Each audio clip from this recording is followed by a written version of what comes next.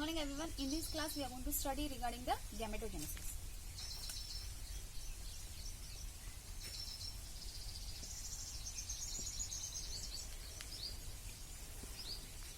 So gametogenesis means the formation of gametes. So the process of formation of gametes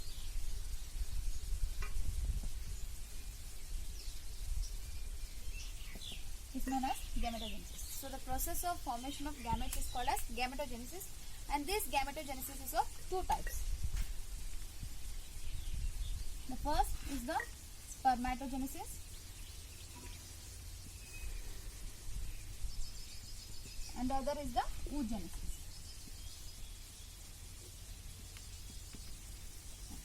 So spermatogenesis means the formation of male gametes. So formation of sperm or male gamete is known as spermatogenesis, whereas the formation of the egg or ovum, formation of egg or ovum or female gamete is known as the oogenesis. So the gametogenesis is usually of two types. One is spermatogenesis, means the process of formation of the male gamete or the sperm is called as spermatogenesis, and the process of formation of the female gamete or the egg or ovum is termed as a oogenesis. So let us study them one by one.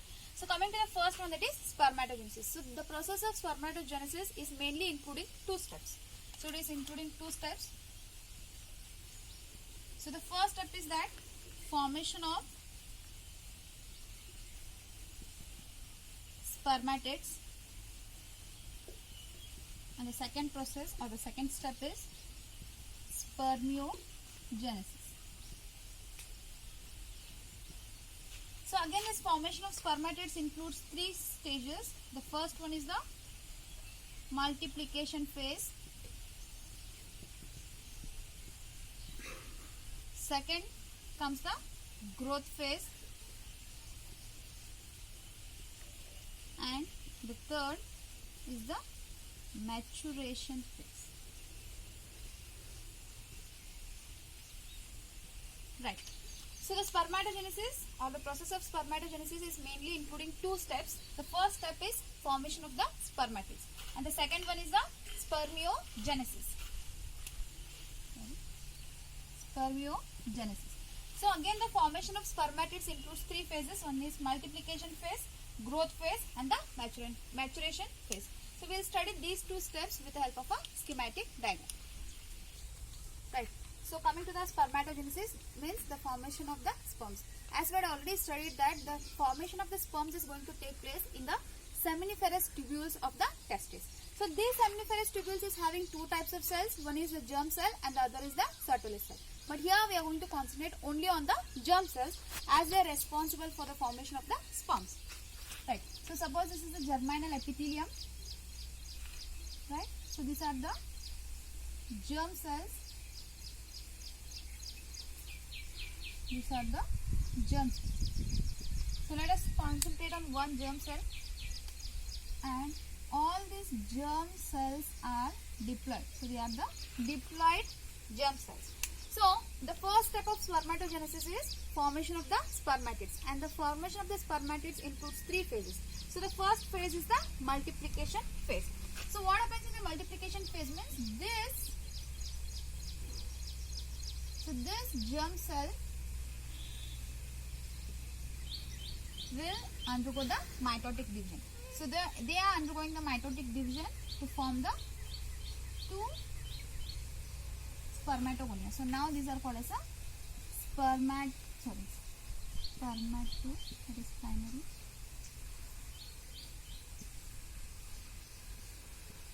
They are called as a spermatogonia. So this phase, the first phase is called as a multiplication phase.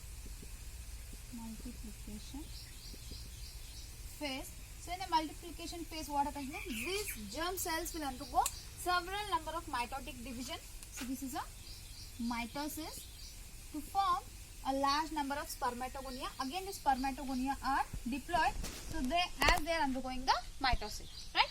So So again this spermatogonia will undergo the mitosis division to form several more spermatogonias. So again this is a spermatogonia only. So what happens means in this spermatogonia we can divide them into two types. So that is A type and a B type. So the first type of spermatogonia, what happens means they will undergo the sequential mitosis, so that they are going to increase the number of spermatogonia. And the second type, there is a B type of spermatogonia, what they are going to do means they are going to enter into the next phase, that is the growth phase. So suppose this is a A type of spermatogonia and this is a B type of spermatogonia. So they will continue with the mitotic division, so they are going to increase the spermatogonia. So whereas the second type, that is a B type of spermatogonia, so they will enter into the next phase, that is the growth phase. So let me write it here. So even this is mitosis, right? So here these are the spermatogonia. So this spermatogonia will now enter into the next phase, that is growth phase. So let us take only this spermatogonia, so which is going to enter into next phase, that is a growth phase, right?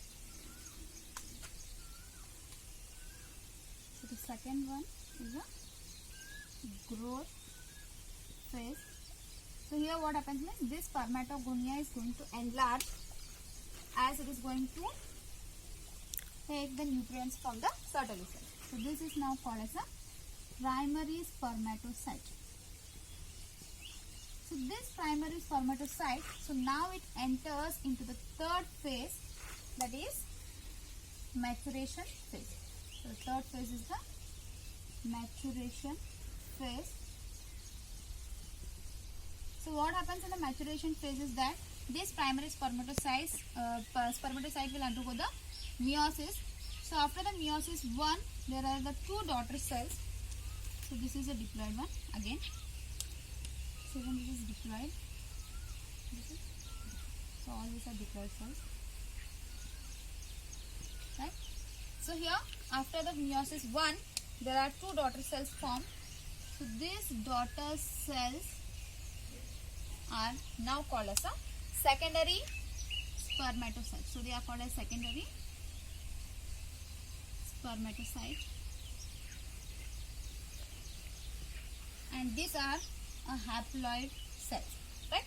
So again they will undergo the second meiotic division to form 4 haploid cells. All those 4 haploid cells are equal, and now these are called as a spermatids. They are called as spermatids. This is after the meiosis 2. After meiosis 2, they are going to be the spermatids. So after the formation of spermatids, I have said you there is a second stage, or the second step is formation, that is a spermiogenesis.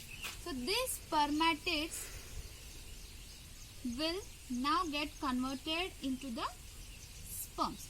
So now they are going to get converted into sperms or spermatozoa. These are called as a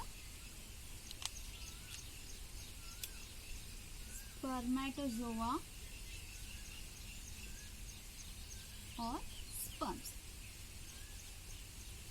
right? So the process of conversion of the spermatids into the sperms is called as a spermiogenesis, right? So what happens means in the Sertoli cell, in the germinal epithelium of the seminiferous tubules, there are two types of cells. One is the germ cell and the other one is the Sertoli cell. So the germ cell will undergo the first phase, that is a multiplication phase, in which the germ cells will undergo the mitotic division to produce large number of spermatogonia.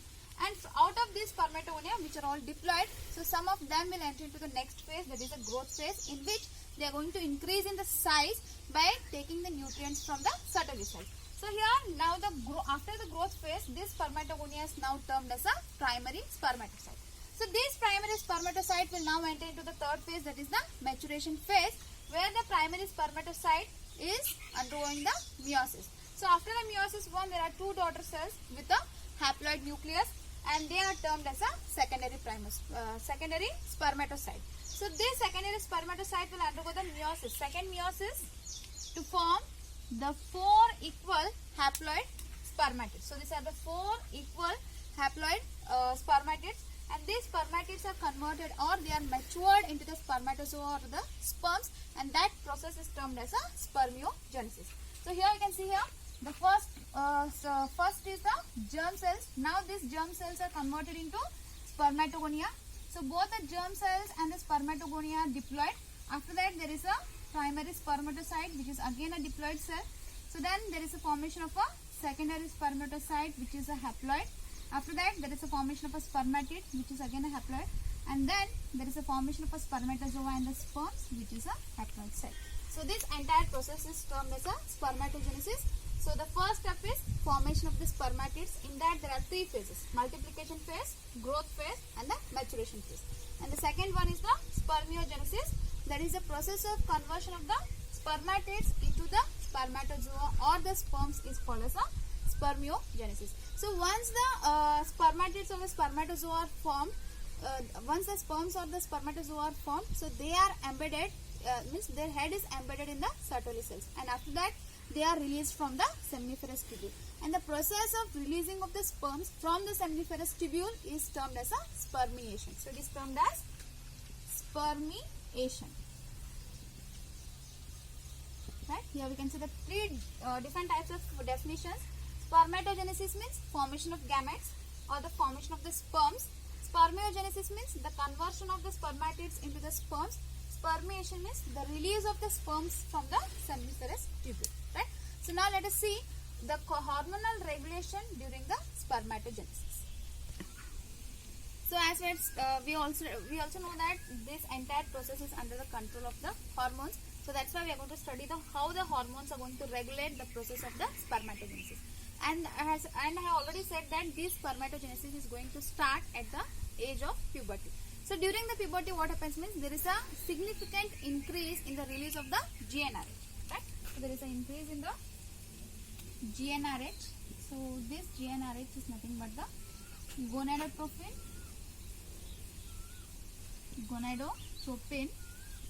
releasing hormone. So this hormone is a hypothalamic hormone. Hypothalamic hormone means this hormone is released in the hypothalamus. So during the puberty, what happens means there is a significant increase in this GnRH. GnRH means gonadotropin releasing hormone, so which is a hypothalamic hormone. So this increase in the secretion of the GnRH, it is going to stimulate the anterior pituitary gland. So this increased level of GnRH, it is going to stimulate the anterior pituitary gland and make this anterior pituitary gland to release the 2 gonadotropins. So it is going to release 2 gonadotropins.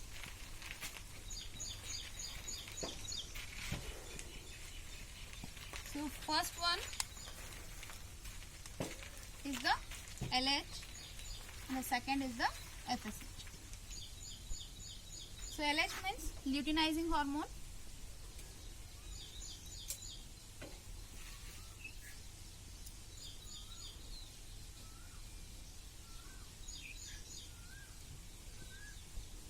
And FSH means follicle stimulating hormone.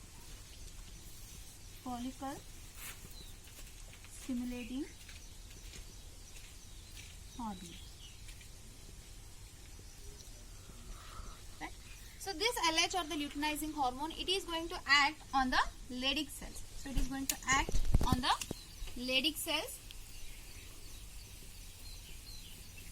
So these Leydig cells are the interstitial cells which are present in the interstitial space between the seminiferous tubules. So they are going to act on the Leydig cells, and these Leydig cells, they are going to get stimulated and they are going to release the androgens. So they are going to release the male sex hormones, that is the androgens, and these androgens, they are going to stimulate the process of the spermatogenesis. So they will initiate the process of spermatogenesis. spermiogenesis. And this side, the follicle stimulating hormone, they are going to act on the Sertoli cells. They are going to act on Sertoli cells. These Sertoli cells are going to get stimulated and they are going to secrete some factors that are responsible for the spermiogenesis. Right? So, at puberty, in case of the males, so there is a significant increase in the release of this GnRH. So, this GnRH is released in the hypothalamus. So, GnRH means gonadotropin releasing hormone. So, due to the significant increase in the GnRH, so that is going to stimulate the anterior pituitary gland. So, once the anterior pituitary gland is stimulated, so that is going to secrete two gonadotropins. So, the first one is the luteinizing hormone and the second gonadotropin is the follicle stimulating hormone. So, the luteinizing hormone, it is going to act on the Leydig cells. It is going to stimulate the Leydig cells to produce the androgens. These androgens in turn, they are going to stimulate the process of the spermatogenesis. Means these androgens, they are going to initiate the process of the spermatogenesis. On the other side, this FSH is going to act on the Sertoli cells, and these Sertoli cells, they are going to get stimulated and they are going to secrete certain factors that are responsible for the spermiogenesis. So, this is how the hormones are going to regulate the process of the spermatogenesis. So, now let us study the structure of the sperm. Okay, so let us study the structure of a sperm. So, sperm is a microscopic structure and it is a motile structure, and the body is mainly divided into 4 parts. So, the first one is the head. So, this is called as a head. Right. So, this is a neck. This is a middle piece.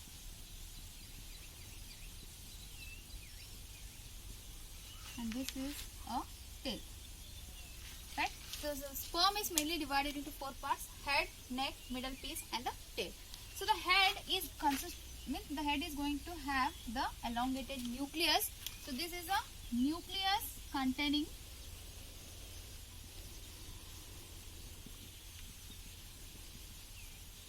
chromosome material.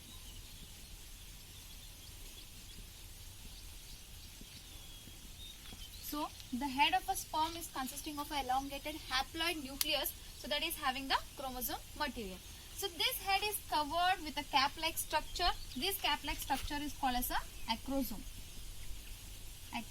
So, this acrosome consists of large number of enzymes, so that are required for the fertilization, right? So, this acrosome is a cap-like structure which is present at the anterior of the head region.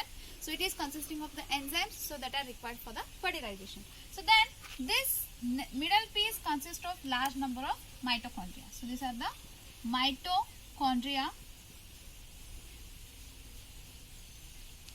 We all know that mitochondria are usually called as the powerhouse of the cell. So, they are going to produce the energy. So, that is required for the motility of the sperm. So, that is very necessary for the fertilization, right? So, this mitochondria is going to produce the energy. So, that is provided for this tail for the motility. And the next thing is that this tail is going to help in the swimming of the sperm. That is, it is going to help in the motility. So, these are the main structures, or these are the main parts of a sperm. So, the sperm is mainly having 4 parts: head, neck, middle piece and tail. So, the head is having a nucleus which is containing a chromosome material, that is an elongated haploid nucleus, and that is anteriorly it is covered by a cap-like structure which is called as an acrosome. So, this acrosome contains the enzymes that are required for the fertilization. So, at the middle piece there are large number of mitochondria. So, these mitochondria are going to help, or they are going to help in providing the energy which is required for the sperm motility. And this tail is going to help in the swimming of the sperm and then reaching to the ovum, right?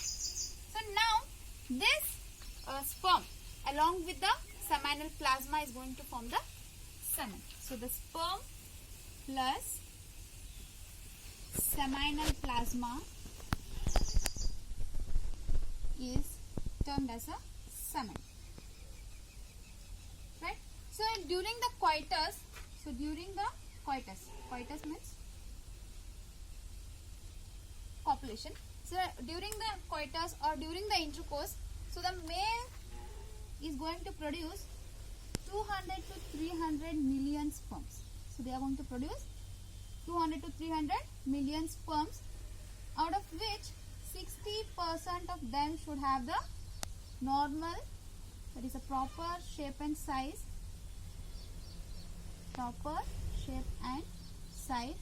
and 40% of them should show the vigorous motility. So then only they are considered as a, or the person is having the normal fertility. Right?